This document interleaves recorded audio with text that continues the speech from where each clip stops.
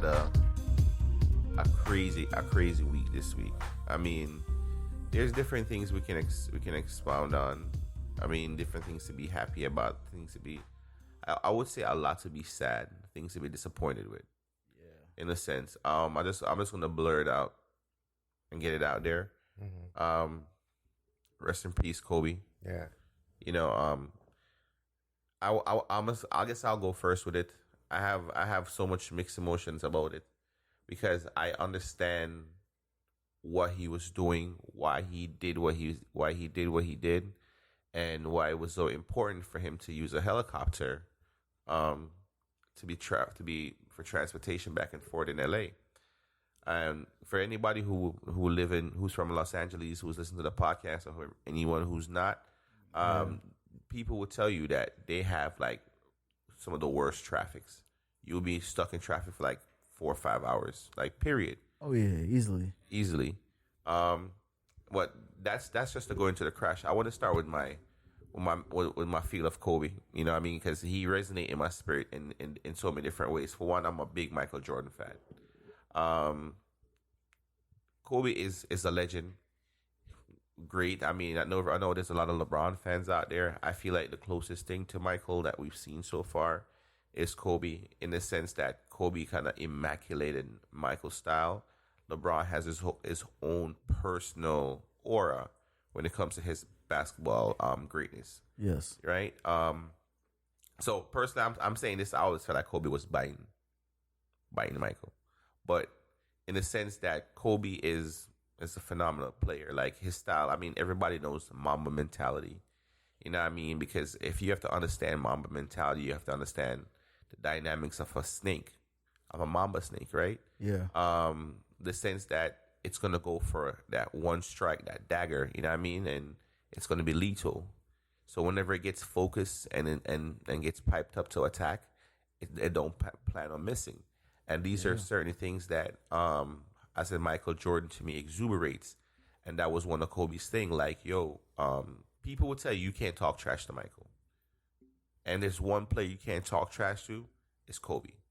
They both exuberate that feel like, as a player, right? You can't step on the court and like we will have fun with you. If you feel like we're gonna get personal, I'll show you what the game really looks like.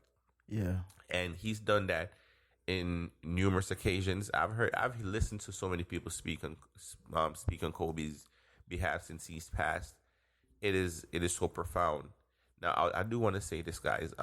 Based on that feel, nobody out there in this world should take nothing for granted. I want people to really realize, like, no matter how much money you have, if you know what I'm saying, your time can come. You feel me? Will come. Yeah, your time will come. It's promised, Well, promised to all of us. Well, Donfield, I'm gonna let you jump in because I feel like it's gonna be our own table talk with this one. Yeah, definitely, man. I mean, I was never the biggest. I actually was never a Lakers fan or even a Kobe Bryant fan growing up, But it was weird because I think it was like a couple months ago I saw they did a documentary. I think it was on ESPN or something about his his final season, his last game, and him retiring. And I just seeing him and watching him. Like I was really like, wow, just like he's serious. Like I had that respect for him.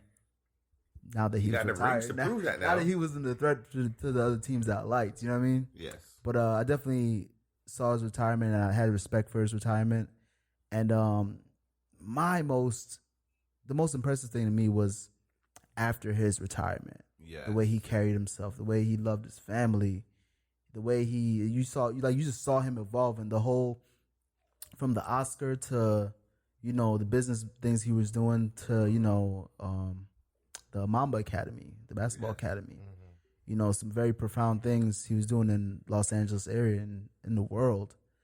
But man, it's just like I heard the news and it was like what? You think it just can't be real, you know what I mean? Yeah. Like it's Kobe Bryant, like he's young, like what, how, you know what I mean? And I tried to stay away from social media a little bit, and that didn't work. So I started watching, Yeah. the different interviews, and I started watching his documentaries and different talks he did. Man, it was like, it's just that feeling, like the same feeling I had with. It was worse than Nipsey Hussle, man, because it's like, yo, it wasn't his time, but at the same time, it's like when you see these young people pass, I wouldn't even say pass, but like they elevate, they ascend. Mm-hmm. You know what I mean? I look at it that way. When you see these young people ascend, it's like they have to ascend for the world to really see. It's like that final stamp, that final thing in their life that they're able to do to really show the world, like, this is what I'm leaving. Mm-hmm. Like, that man is forever gonna be a legend. Yeah. Like,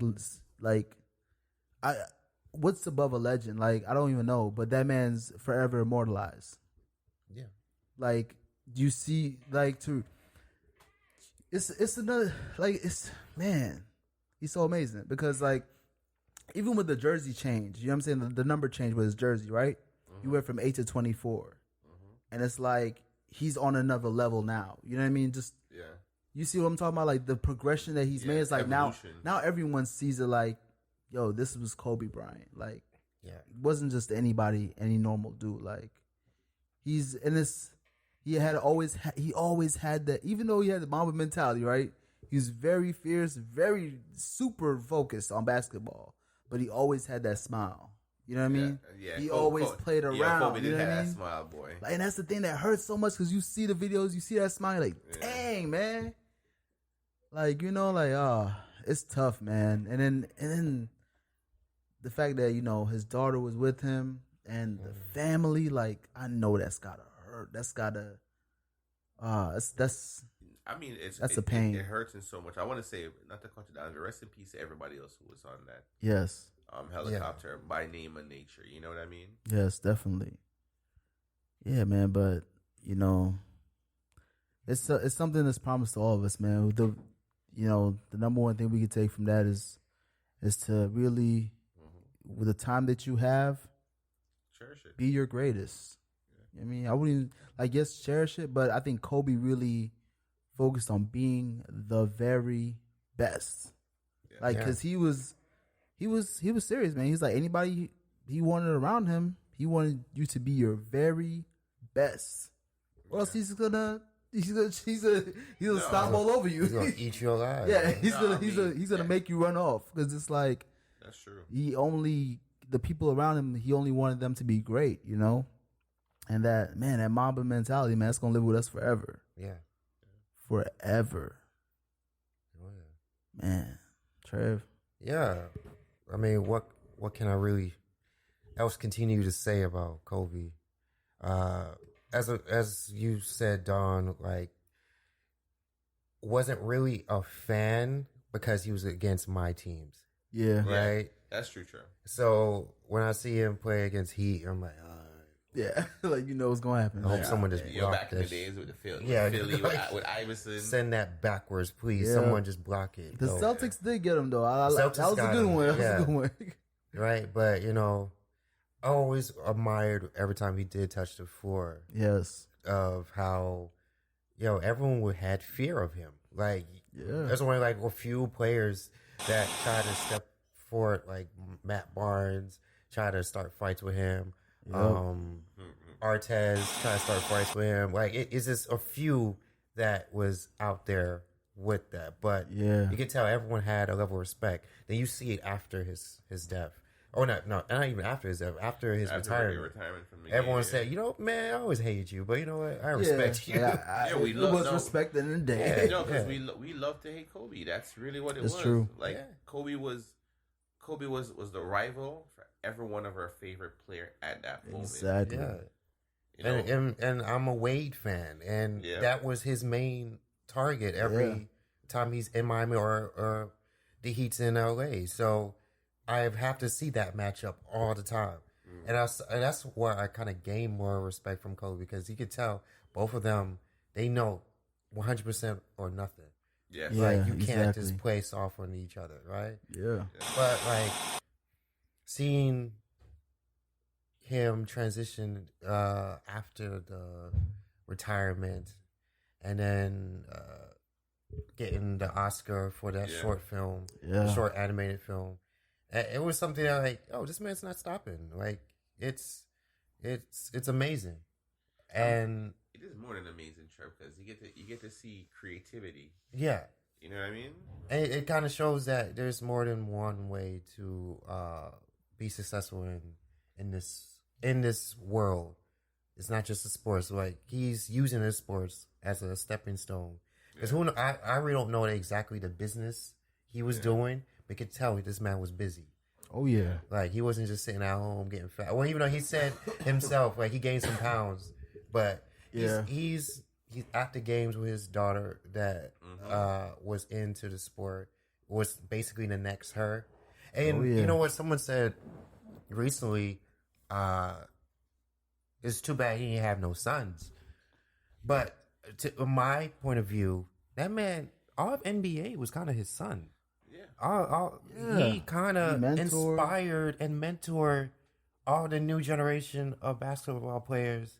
Say like from, I don't know where even the cut off from, but like just not the new ones now from the past 3 years. It would be more than 3 years, right? Yeah. Because if you think about it, LeBron came like what 8-9 years after Kobe. Yeah, so he grew up watching Kobe. So he grew, and I'm so Trevor, you said something because I didn't want to, and Dave expounded on it for a second. Talk about Kobe being great. Kobe did not have a moment to not be great. I want you guys to realize that. Kobe, I mean, we all went to high school. Mm-hmm. We all know that high school came with its own challenges, and for anyone who was an athlete in high school, understand the challenges it comes with even more, because other than from you're trying to perform on the athletic standpoint, meaning that keeping your body in shape, right? You still got to academically perform. Kobe left from high school, didn't go to college, so he didn't know what it feels like to know, like, you know what, I can sleep in a little bit late today. Yeah, you know what I mean. He went from that to the NBA, where the rigorous schedule picks up. You know what I mean? So and plus your mental capacity has to change, in the sense that Kobe's evolution was a little bit different. And I want you to understand, if you watch Kobe's Mamba Mentality, you could understand Kevin Garnett as well, because these are some of the athletes who followed that, who went through the same high school path, right? Yeah. So in his retrospect, he was just really enjoying life. That's why, to me, it was so sad. Like, Davil, we all here talk. I got to go to work after recording, right? Yeah. We all here got to go to work. He finally got to the point in his life where he's not working. He's doing what he loves. When he gets up in the morning, it's like, okay, I'm doing stuff for my daughter, my family. It's not like, okay, I'm so committed to the Lakers, like I gotta do training, then I gotta do interviews. It's like I can live life now. And to me, that's what the sad part is. It's like, yo, he worked so hard that this is crazy, guys. And not to expound on death, because right now my mind is on love. You know what I mean? I love February. February to me is Scratches Month, dog, if you know what that means. If you know what I'm saying? Yeah. But Kobe made millions of dollars. And this is for every entrepreneur and every millionaire out there who do their thing. You can't take it with you when you go. Yeah. Facts. You feel what I'm saying? So try your best. You feel what I'm saying?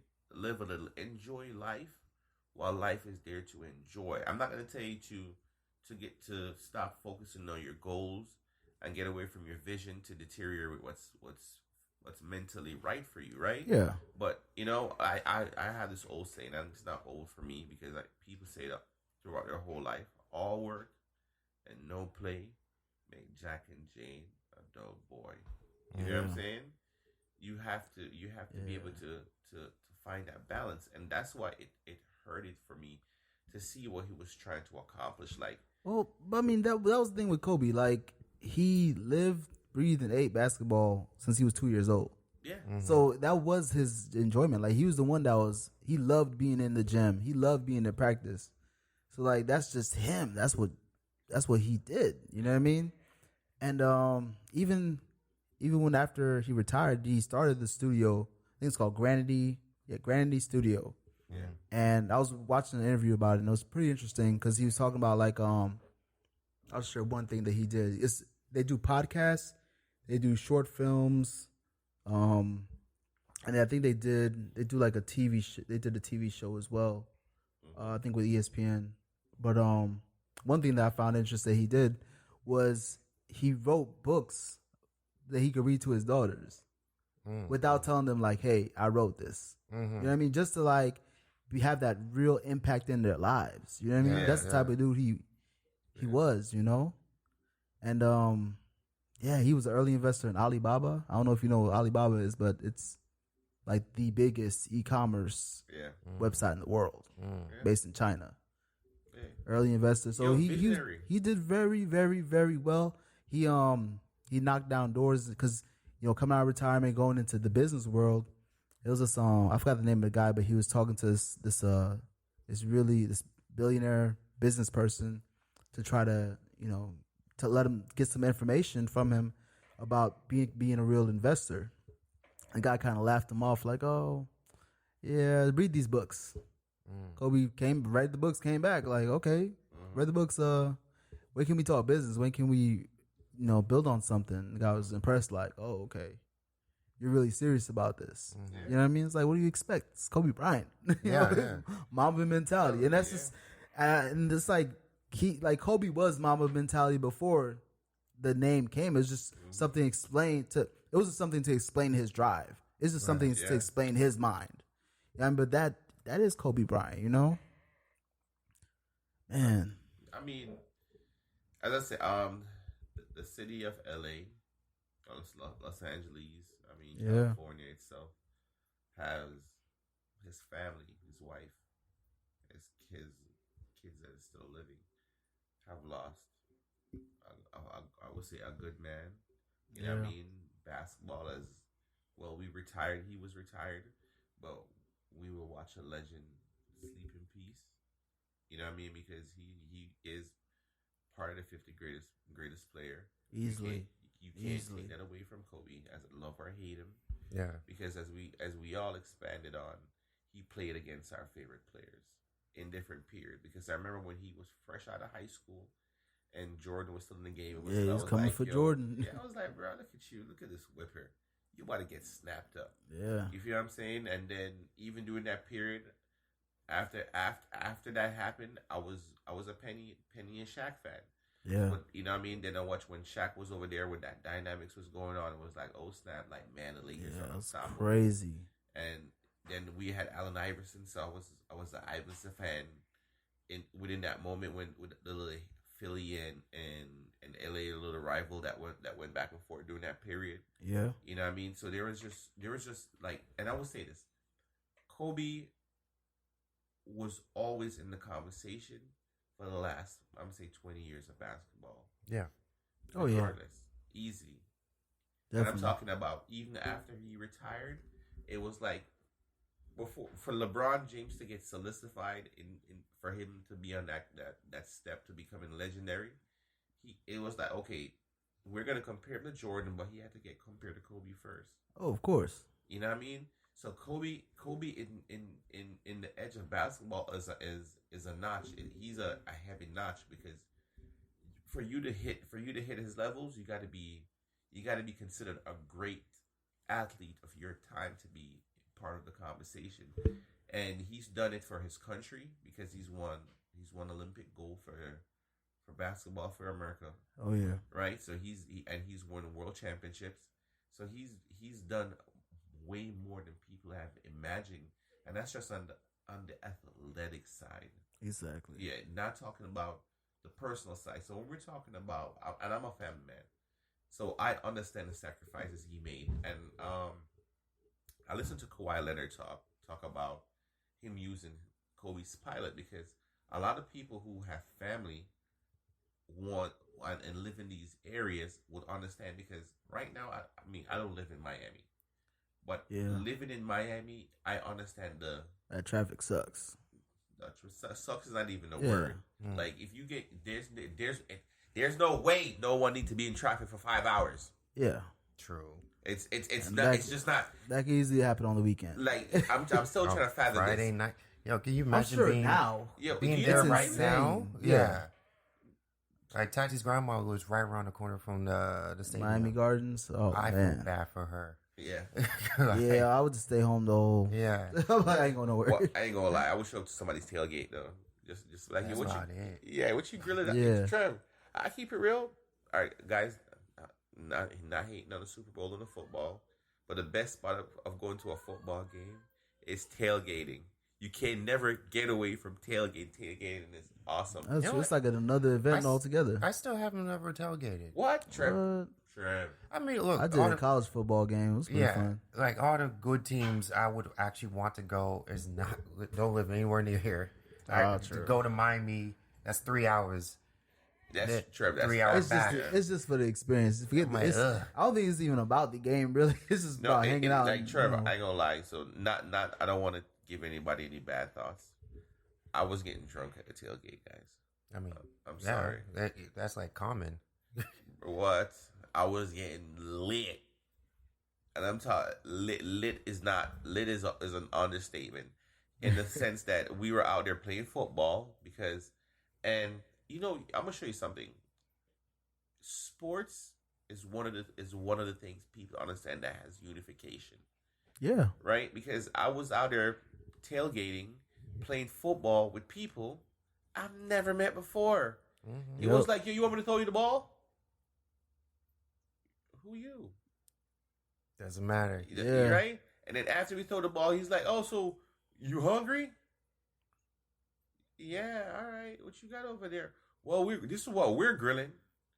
All right, so this is what we're grilling over here. Did you have any like team apparel on? Me?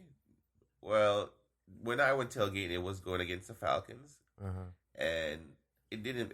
Technically, we were all Dolphin fans at that area, but the Falcons fans that were there, we were just tailgating, just vibing, and you know, I learned something very phenomenal that first tailgate is that you need to bring a generator when you go tailgating.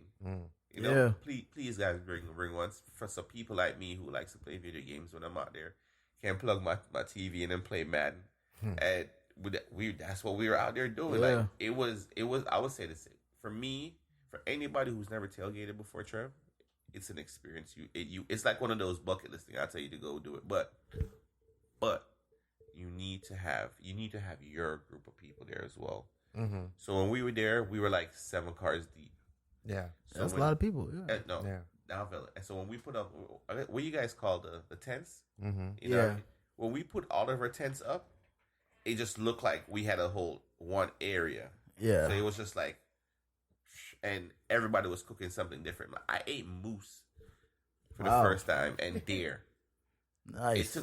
It was cooking for like I ain't gonna lie. They started doing that thing on the grill from when we got there in the morning, and that thing did not finish cooked until the game is in and we're getting ready to wrap up. It's like the moose is ready. Like what? Man, really? Make sure. Wow. Yeah, but it was good. Yeah. It was good. We all took that to go, but everybody out there was doing something different. And I ate beer battered chicken for the first time. Okay. Which when you they actually put the can. Yeah. Put it inside it. Mm-hmm. Let it cook. That was an experience. Man. But yeah. So Trev, I may need to go. Well, I'm gonna be at work, so I can't go to her house. Oh my tomorrow. Shoot, I'm not driving down there. Like all the hotels are booked from Miami to Vero Beach. That's awesome. Vero, Vero is like what, 20 minutes? Yeah, it's not that far from us. Yeah. Trev, what on the real? You know, I would have preferred to book my hotel in Vero then, because the mayhem down there is something I would like to drive away from after. Yeah, because I mean that's true. You know what I mean? Like, because not Palm Beach. Palm Beach is gonna have its own mayhem. Like, of course. Yeah, all of South Florida. Yeah, all down there. Oh my gosh. Like, I don't want to sleep here, but it's gonna be interesting. I don't know. haven't really been even paying attention because normally like Super Bowl you kind of pay attention like the week before, like from that Monday coming into the week. It's like, man, sorry, Kobe took over. Yeah. Right. No, I'm gonna throw some It shade. doesn't matter. I'm gonna throw some shade on the whole football thing. Kobe did take over, right? And there's a lot of Chiefs fan. There's a lot of San Francisco fan. But the wave that Lamar Jackson kind of had before they lost, it felt like they were the ones that were supposed to do it. Yeah, it felt like the air pocket out of what everybody was expecting for the NFL season to be like. Yeah, kind of that. So everybody's like, oh yeah, okay, we like Mahomes. Yeah, that's what we got. We'll take it. Yeah, we'll take it. He's an awesome quarterback. We'll go. We can watch this game now. Yeah. You know what I mean? I think this is gonna be a good game. Not so we're gonna have any football talk because for one, this is the reason why I like games like this. I don't have no team that I'm cheering for. True. Yeah, it's like just to watch the game because if you like this actual sport, this is the time to just watch it. Watch it. Yeah. You know, there's no bias. If you don't have no fear, you can watch it. So. If you see a good play on the other side, it's like, oh! Yeah, and if you see a defender make a bad tackle, like, oh! Yeah. You know? So it goes both ways. I mean, in the retrospect, I would like the game to be good. I prefer a high-scoring game. You feel me? Oh, yeah, definitely. If you're going to do it, and it's going to be, I don't want to be, 12. I want to see, 40 points in the Super Bowl. I'm sorry, guys. I want to see people go with that. I want to see, like a war. Yeah. You know what I mean? Like it comes down to the final 2 minutes. Like it's like, yo, and I'm not a Brady fan, but one of those Brady drives. Speaking of which, he's supposed to be becoming a free agent. Yeah. Soon. Do you think? I mean, this is hopeful thinking. Mm-hmm. Do you think he will actually leave? Patriots. Patriots. Yeah, I think he'll leave. I think because now he's playing for okay, I took so much pay cuts. Yes. Yeah. All this time. For it's what? time for me to even at least I got my championships. Okay, so this will be the question. Get paid. If you were the Patriots, would you pay Tom Brady? That's a good we know how the Patriots are. They're not gonna pay Tom Brady. Well, but would you understand why they wouldn't pay Tom Brady? Of course, it's an organization. That's how they function. Are they gonna use his age against him? No, it's not his age, but you're gonna understand. Based on Tom Brady's accolades, right? There's a thing called a salary cap. And Tom Brady's gonna suck up the salary cap if they hold on to him and they give him what he really wants. So if they pay Tom Brady, right, there's a possibility the Patriots will not win another Super Bowl. Yeah, because they're gonna pay him, and then when he does retire, he's gonna be stuck with a bunch of it's not even that mediocre players. Well, because they can't pay. They can't bring someone sufficient in to offset it, and and I want to just say this: a lot of people, and I'm not a Tom Brady fan, but I got to give him some respect for this. Everybody say Tom Brady does good with less, right? He does good with less players. So this would be another conversation. Like if they pay him a bunch of money, he's gonna take some wide receivers that nobody ever knows, and he can do it again. That's the hope of it. But and I want you. This is something that's hurting Bill Belichick. Is it a quarterback that he got rid of? Yep. And let go? He's in the Super Bowl right now. You said cornerback or quarter? I don't think it hurts him that much. No, it did. Because I want to understand Tom Brady's at an age right now, Donville. Yeah. Right? Tom Brady is an awesome player. You know what I mean? He's done what he's done for the Patriots organization as a quarterback and as a leader of their team is awesome. You can't take it away from him, right? Yeah. But at the end of the day, if they would have gotten rid of Tom Brady last season, which they did, they ended up doing what they were supposed to be doing, right? If they would have gotten rid of him and kept Jimmy Garoppolo, they would have opened up more options to bring in some of the things that they normally have intact because that, for example, Gronkowski retiring was awesome for them. They're like, we love you, Gronk. We want you to stay. But you retiring just free up so much salary cap. Yeah. Mm-hmm. You know what I mean? And they try to do little small pieces. They try to bring Antonio Brown with some of that money that they had left over with it, which I thought was a very bad negotiation deal. on his part. I feel like he was just trying to stay on the Patriots' clout. But to see how that goes. But Trev, in the retrospect, I don't think Tom's going to go anywhere. I think Tom is going to take the pay cut again. He's going to stay in New England. End his career like that. I mean, because how much more years can you really? So Trev, I'm gonna tell you what the best thing would be for Tom. Let them renew his contract. Yeah. Right. Take the pay cut. Yeah. And for some reason his pinky stops working, and then he sit on the bench for the next 3 or 4 years. Dang. Well, Trevor, him becoming a backup, maybe. I want you to understand. Tom Brady sat behind Drew Bledsoe for 2 seasons. Yeah. Drew Bledsoe got injured, and Tom took over, and Drew sat down there for like another 2 seasons, and then he left. Mm-hmm. So it somebody got to sit down. That's why this is what happened with Jimmy Garoppolo. I mean, and this is the funny thing. I was gonna laugh to say this. Bill Belichick liked pretty boy quarterbacks. Okay. No, it's little suspect. Okay. No, it's a fact. It's a Tom Brady, Jimmy Garoppolo fact. It's their play style. It's like it's a certain look that I feel like the city of Boston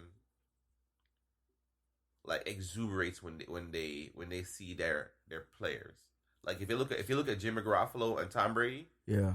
To me, Jimmy Garoppolo is like a younger version of what Tom Brady was back in the day. So it's like the swag and his style. For one, Jimmy Garoppolo plays like Tom Brady in the sense that he don't come out the pocket.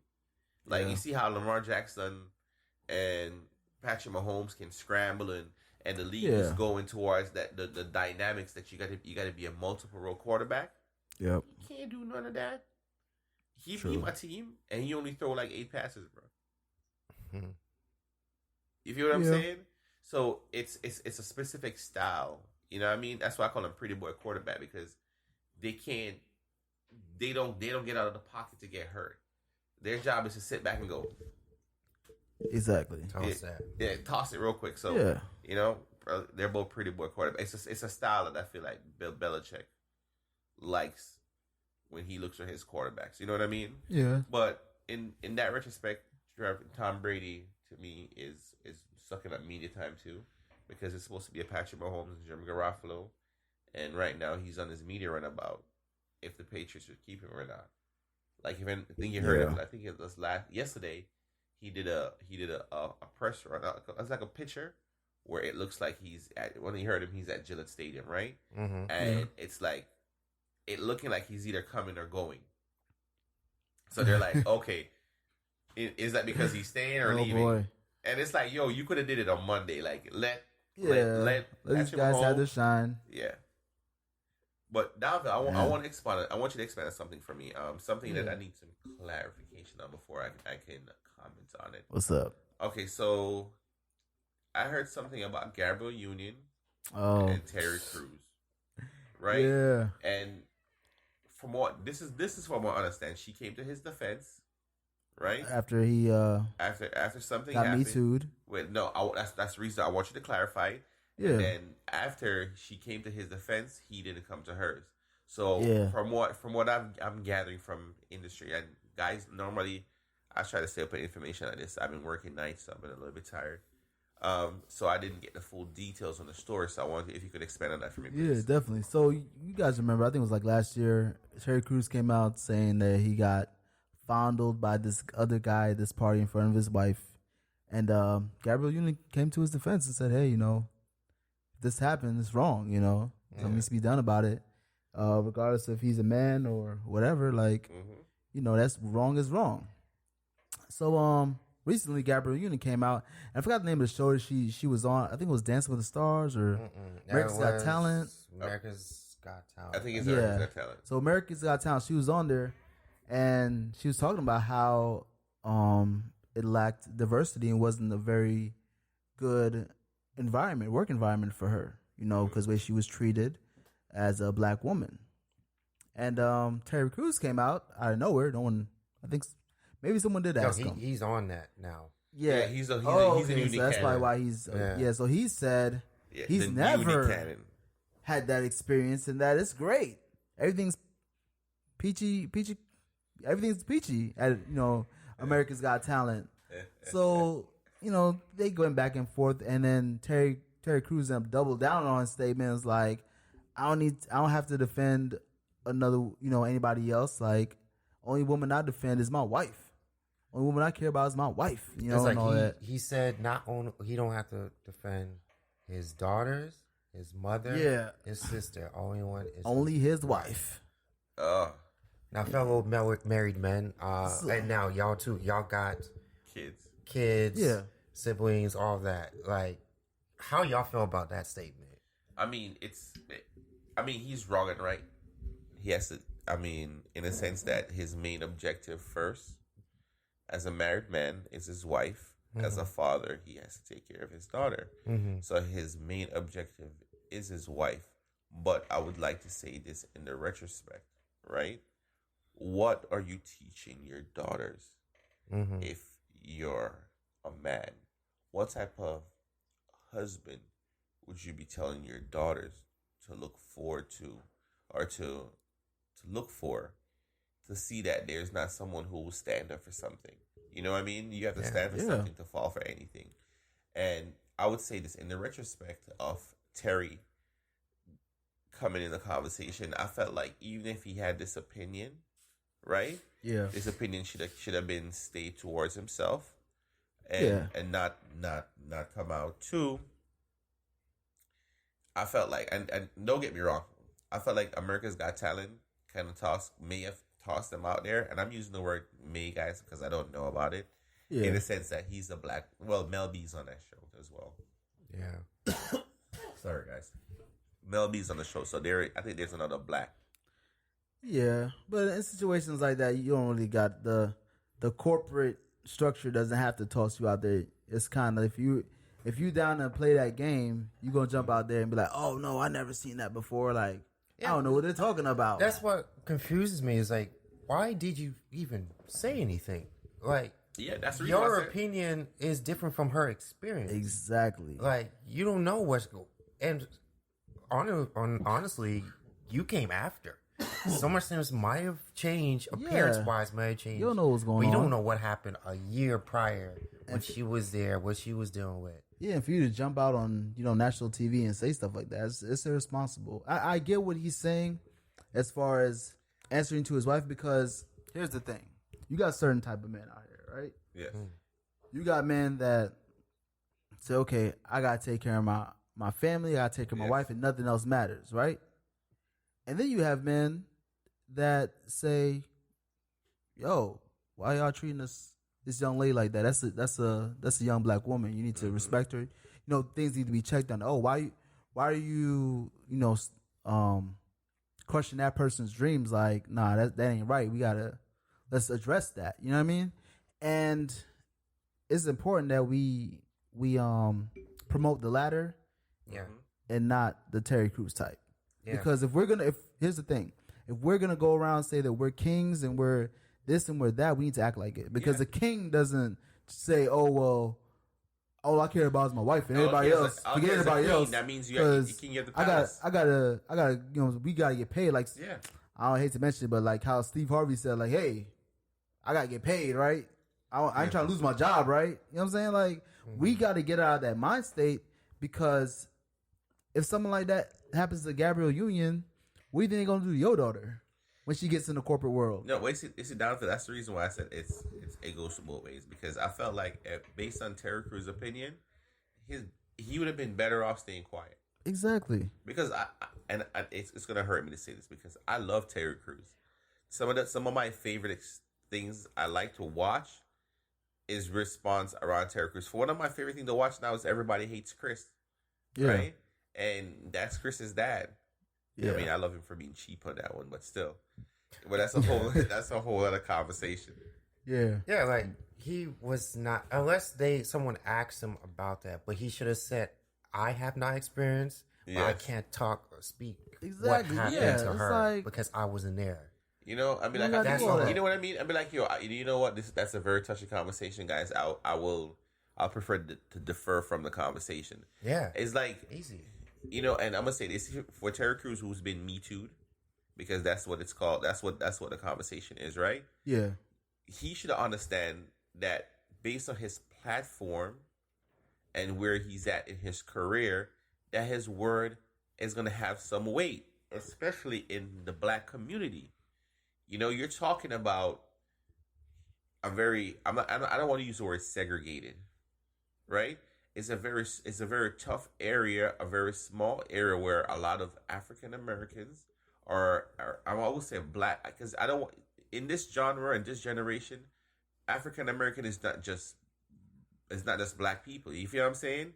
It's a wide African American is African American, but I get what you're saying. Like black people in general in media. No, in the media, because now it's so more diverse. It's more than just African Americans. Exactly. You know, it's just so much wide range. Yeah. And for that little bracket to be there, right, Don? Yeah. And for you to realize that you're such a leader, or a leader of the forefront in that bracket, and then when it came for you to use the platform and do it right, you couldn't handle it. So I'm not trying to take anything away from Terry Crews, but Terry Crews, out for anybody who decide not to watch your things, I would say you did it to yourself. So I'm gonna use one of Ebro's Hot 97's thing, right? Yeah. Congratulations, Terry Crews. You played yourself. Yeah, well, you really did. Yeah, I agree there. But also, I'm thinking, like, even if we disagree with someone's statement, we shouldn't discredit all the good things they do. No, you know I mean, yeah, Trev, he's definitely not canceled. Trev, I'm gonna say this. I am gonna watch him. Yeah, right. Yeah. But there is gonna be people out there, because I know people who feel strongly about this already. Right. This is the reason why I wanted Downfield to kind of expunge on what was going on, because from what I hear, it's like, I don't want to. You know what I mean? That's not the type of man that my kids need to be watching. And it's like, but I was just telling your kids to watch Everybody Hates Chris. Yeah, but you gotta realize he's acting. No, he's an actor. The actor his is role, different. his role in Everybody Hates Chris is him acting as a role. Like, him as a person. You know what I mean? You might not want to watch his interviews. You might not want to watch him, doing talks and things of that nature, because then his actual personal beliefs are being shared, and you might not agree with that. I could understand that. It's the same way I feel about Cosby. Yeah. Yeah, exactly. Like, Cosby, the person, I don't think I want to associate myself around that. Yeah. But I forgot his name on the Cosby Show. Cliff Huxtable. I'm a fan. Yo, Trev, I ain't gonna lie. They pulled the Cosby Cup. I can't find the Cosby. I'm so sad about that. It was on. What was it on? It was on the TV. Nick at Night, bro. It's on Nick at Night still? No, it was. The keyword was it's on one of the TV stations. So it's back on getting sent on some TV channel. I forgot which one it was, but it was definitely on live TV. I hope it still shows, not even just because of him, but the other actors that Malcolm was a Jamal part of Warner. Exactly, man. It was a great show. Yeah, and it still had a great message, but we can't let the message die just because the actual person is a creep. If we look back at history, there's a lot of good things that came from people that weren't so good personally. A lot of inventions, that's a very a lot of ideas. Yeah. And because we had that disconnect where we didn't know the person, we are able to celebrate their ideas without celebrating who they are as a person. You know what I mean? Yeah. Could you imagine if social media was around when Martin Luther King was here? Bruh. People will continually it would have been reminded. Like what's that? It would have been like Gossip. Or like Page every 6. day. Oh, he cheated on his wife. If it was around when Elvis Presley got with Priscilla Presley when she was like 50. That's another one. That's going to be a whole other conversation. They blocked that. They blocked that. Said, that's Elvis. But that music, though. Exactly. Okay, so you can't say the same thing about everyone else. If they look on the history about Malcolm X, and if that ever got like air around that time, instead of what we were getting in the history books now, they would have crucified him way before. A long time ago. Boy, sure, lynching wouldn't even have been the word. Yeah. I mean, it would have been like watching like Obama having a couple side chicks. Like, it's been crazy. You're like, whoa, what's going on? But like I said, we're living in different times, where the experiences are different. Yeah, and everybody's life is being broadcasted nonstop. You know what I mean? It's hard to separate. See, so I'm gonna say this. You know what? I'm gonna need Terry Crews for a little bit, Trev, for not doing your press runs.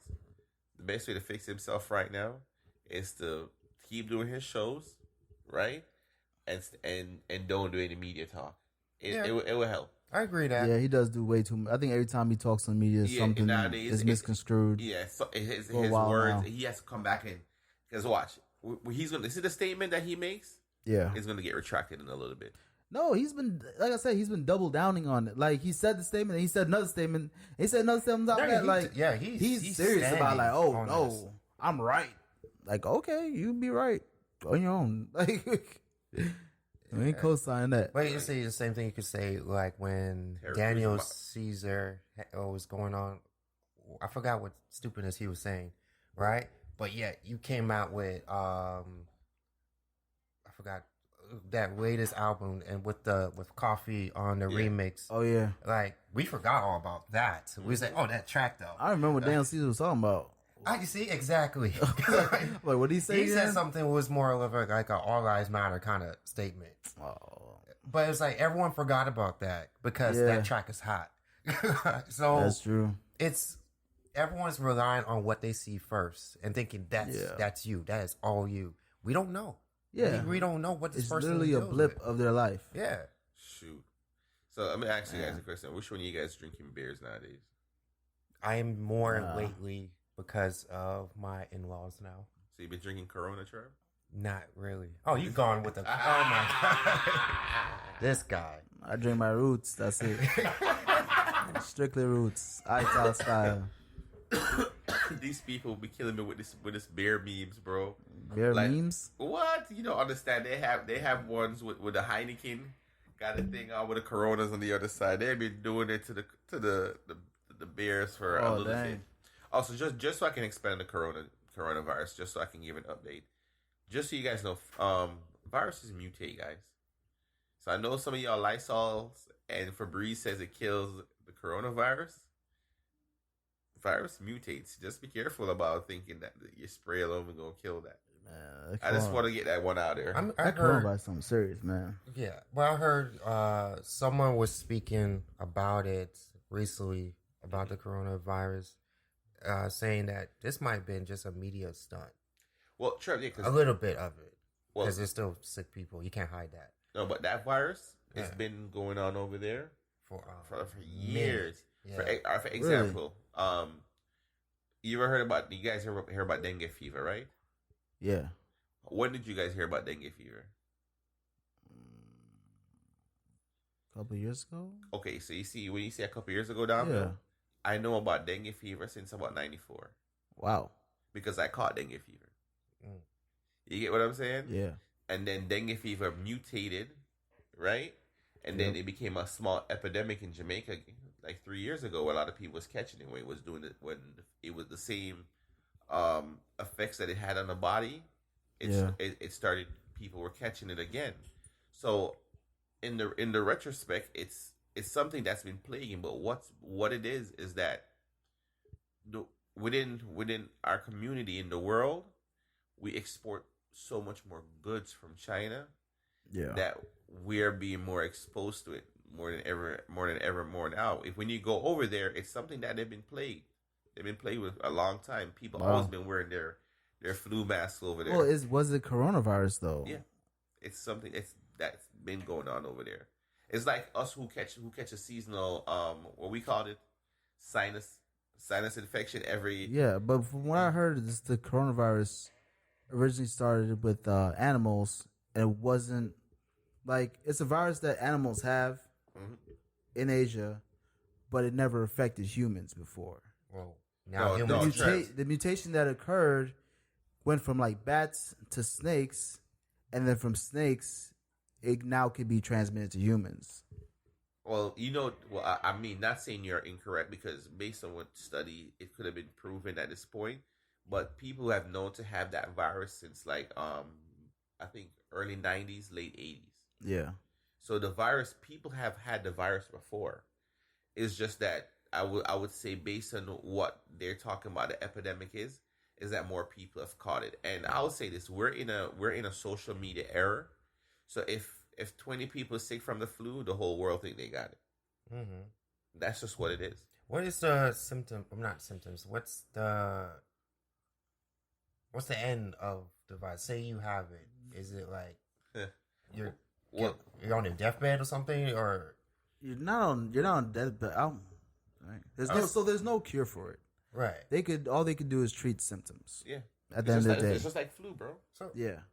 You don't really cure it because you don't let your immune system fight it. I walked by the medical section at my job, and they had a picture on it because they my company deals with stuff over there. So they were just saying these are the symptoms you have to look out for.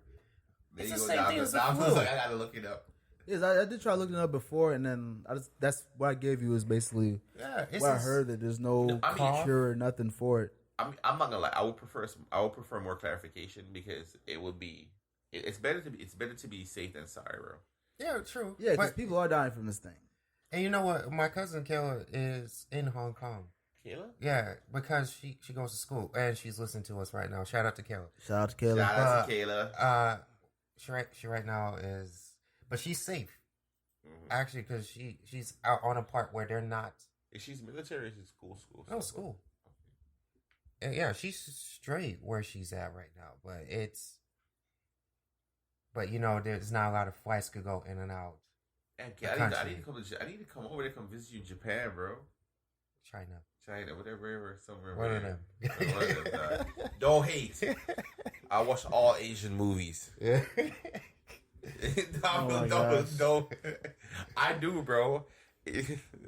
Like my mom watching the Taiwanese. I think I told you that she be watching that like Taiwanese movies. Yo, Donville, she's on a soap opera, bro. Like I came home last night. I'm like,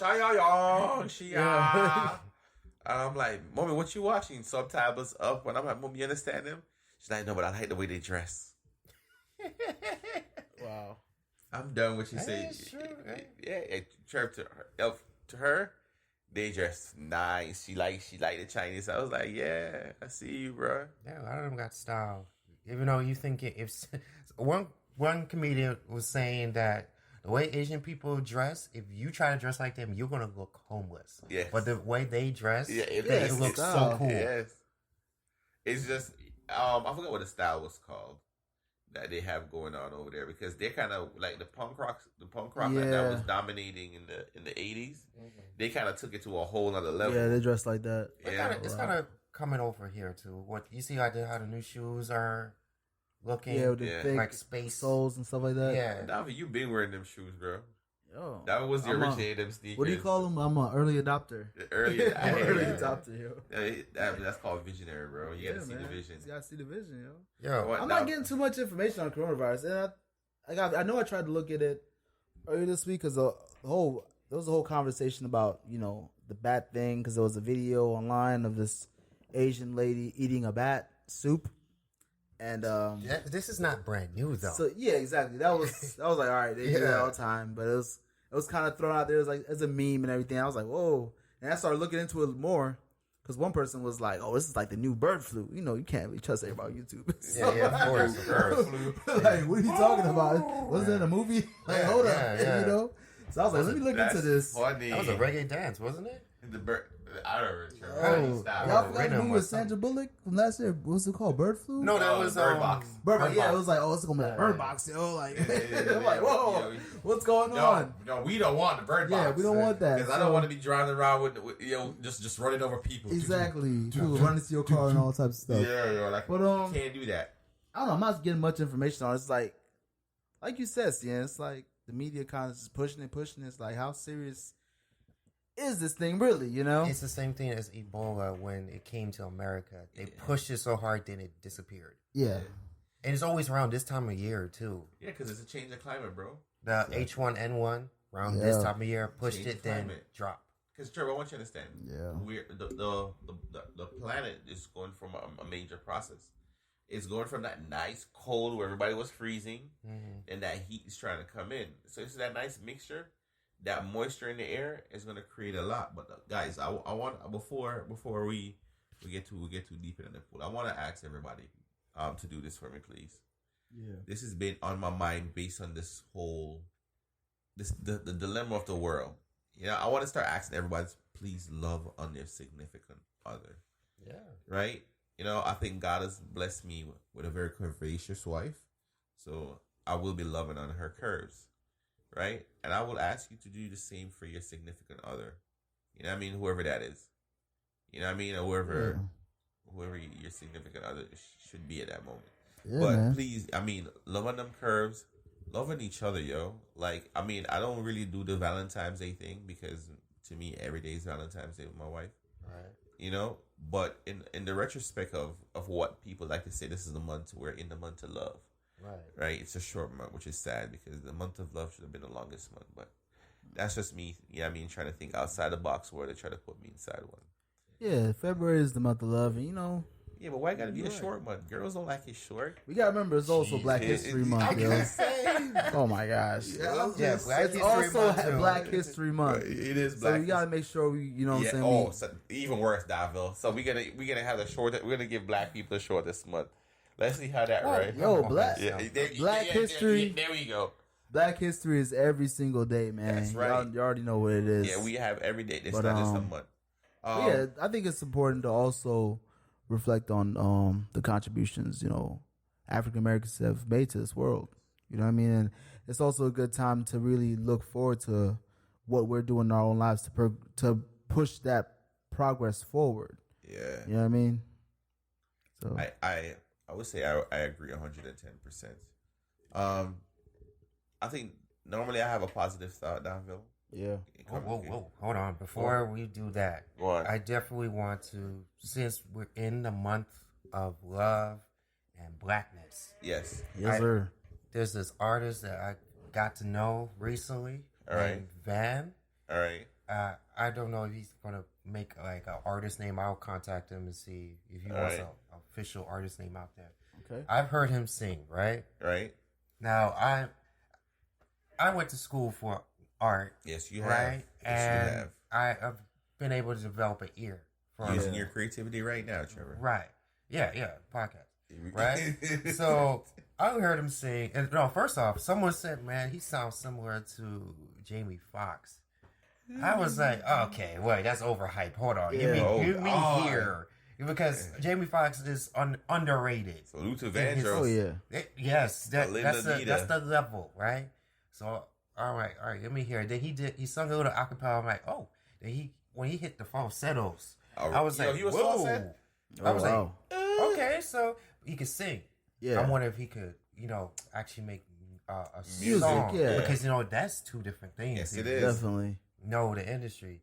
He sent me 4 tracks that I want to premiere each one track for the month of February.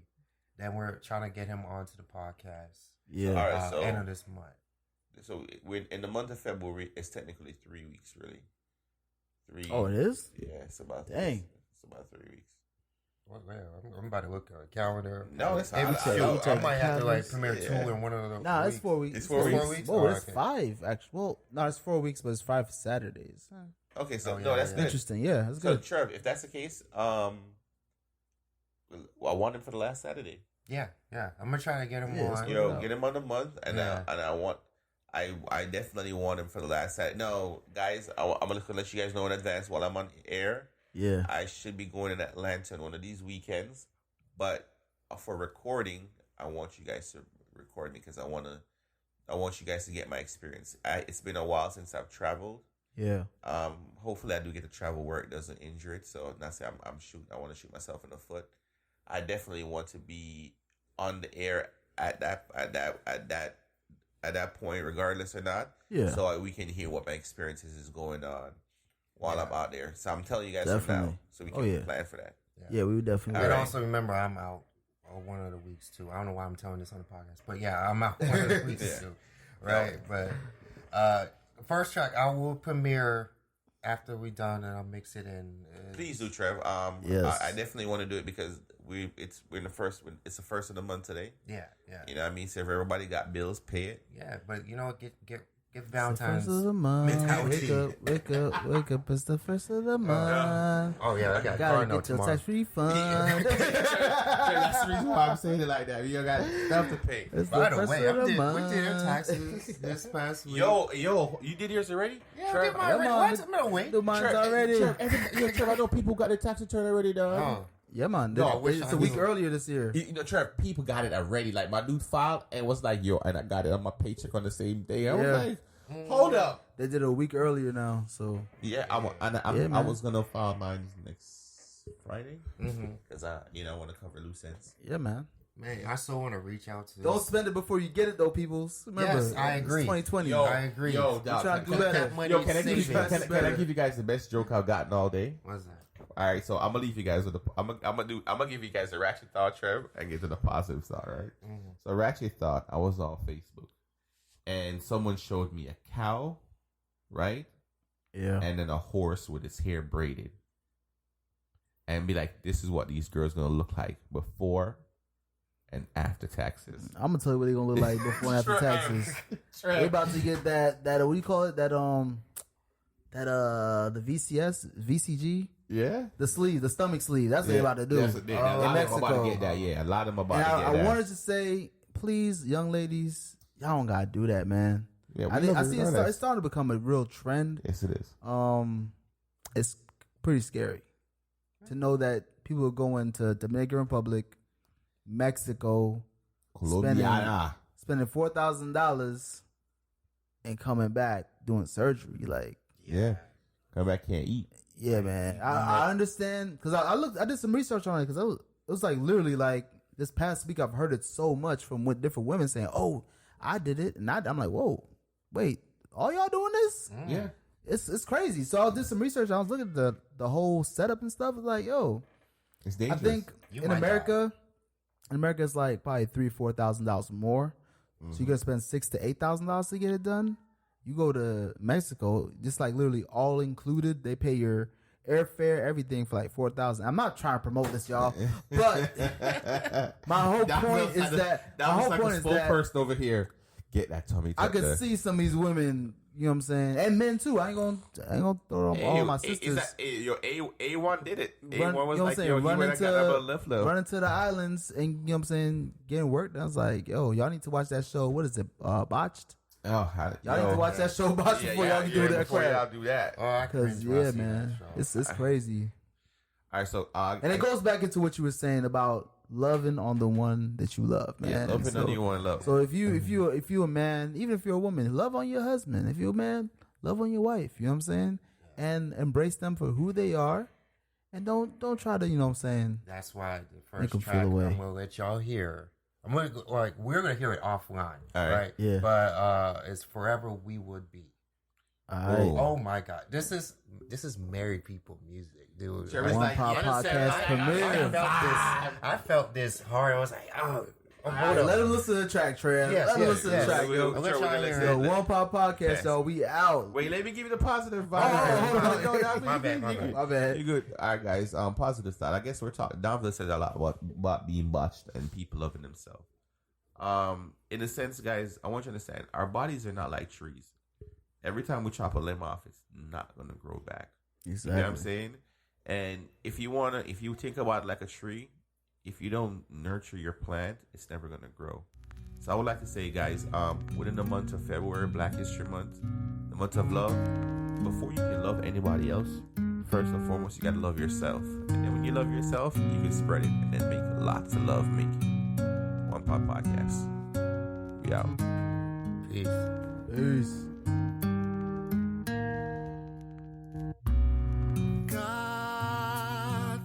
For this woman you blessed me with, I anticipated her. You granted my wish. Thank you, Lord.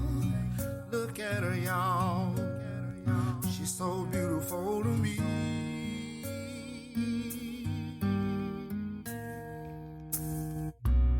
I hear the wedding bells ringing and a voice singing a song. I'm dreaming, bitch, flowers springing in that wedding dress you have on. I'm dreaming.